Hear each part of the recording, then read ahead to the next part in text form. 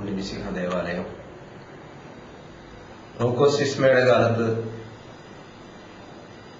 തൃശൂർ മർത്തമറയം പള്ളി ഒത്തുതീർപ്പ് വ്യവസ്ഥയുടെ ഫലമായി സ്വരായികൾ വിട്ടുകൊടുക്കേണ്ടി വന്നപ്പോൾ അന്നത്തെ വികാരിയച്ഛനായ ബഹുമാനപ്പെട്ട യോഹന്നാൻ അച്ഛൻ തനിക്ക് പിതാവിൽ നിന്ന് ലഭിച്ച അനുമതി പ്രകാരം പുതിയതായി ആരംഭിച്ച ദേവാലയമാണ് കല്ലറ്റിങ്കര ഉണ്ണിമിശിഹ ദേവാലയം. അന്ന് തൊട്ട് ഇന്നോളം ഏതാണ്ട് 146 വർഷത്തോളം ഈ പ്രദേശത്തിന്റെ നാനാവിധത്തിലുള്ള വളർച്ചയ്ക്ക് ഈ ഇടവക ദേവാലയം സാക്ഷിയായിട്ടുണ്ട്, പങ്കുവഹിച്ചിട്ടുണ്ട്. ഉണ്ണി ഈശോയുടെ നാമധേയത്തിലുള്ള ഈ ദേവാലയത്തിൽ നിന്ന് അനേകായിരങ്ങൾ അനുഗ്രഹങ്ങൾ പ്രാപിച്ച് കടന്നുപോകുന്നു. ഏറെ വിശ്വാസികൾ നിലനിൽക്കുന്നു.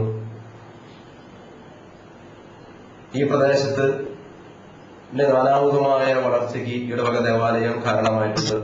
അതിനാൽ തന്നെ ഇവിടെയുള്ള ഓരോ തിരുനാളും ഇടവകക്കാരുടെ മാത്രമല്ല, നാനാജാതിക്കാരായ എല്ലാ മതസ്ഥരുടെയും ദേശീയോത്സവമായി തന്നെയാണ് അവർ കൊണ്ടാടാറ്.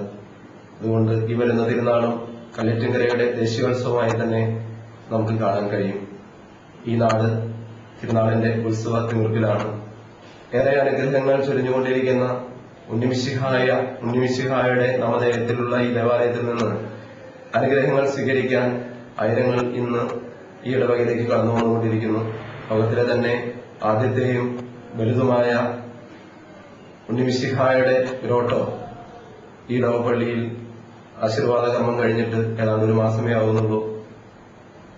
തീർത്ഥാടകർ ഒഴുകിക്കൊണ്ടിരിക്കുന്ന ഈ വേളയിൽ തിരുനാളിന്റെ ഏറെ മംഗളങ്ങൾ ഏവർക്കും നേരുന്നു.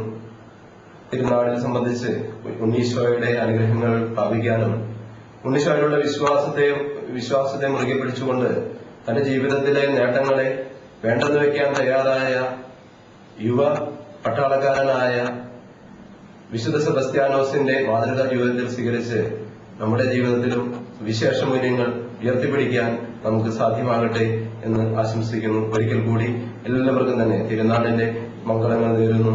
ഉണ്ണീശോയിൽ നിന്ന് അനുഗ്രഹങ്ങൾ നിങ്ങൾക്ക് വാങ്ങി നേടിയെടുക്കാനാകട്ടെ എന്ന് ആശംസിച്ചുകൊണ്ട് നിർത്തുന്നു.